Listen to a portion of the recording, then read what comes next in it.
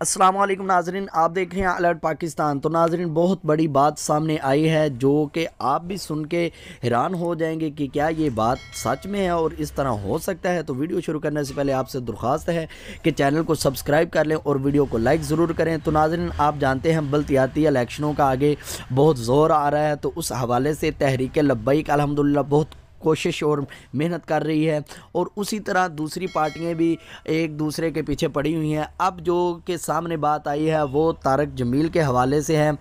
خاقان عباسی صاحب نے کہا ہے کہ طارق جمیل صاحب کو کہ عمران خان کو کچھ سمجھائیں کہ ریاست مدینہ کی باتیں نہ کریں، کیوں ریاست مدینہ کی بات کر کے آپ لوگوں کو گمراہ کر رہے ہیں، لوگوں کے ساتھ دھوکہ کر رہے ہیں، کیوں ان کے ساتھ یہ فراڈ کر رہے ہیں۔ مجھے یہ بات سمجھ نہیں آ رہی طارق جمیل کیا سمجھائے، جو خود اس کے ساتھ اس طرح مل رہا ہے، جفیاں ڈال رہا ہے، اور وہ سمجھائے گا اسے جو خود اس کے پاس جا کے پیسے کی خاطر یہ وہ کام کرتے ہیں۔ اور طارق جمیل صاحب کو تو خود سمجھ نہیں ہے کہ اس نے کیا کرنا ہے، اللہ معاف کرے، اس نے کسی کو کیا سمجھانا ہے۔ تو میں یہ بات بتاتا چلوں کہ طارق جمیل اور عمران خان یہ ایک دوسرے سے ملے ہوئے ہیں، یہ نہ کسی کو سمجھائیں گے اور نہ یہ خود سمجھیں گے، یہ ایک دوسرے کو سمجھائیں گے نہیں بلکہ یہ مل کے کھانے والے ہیں۔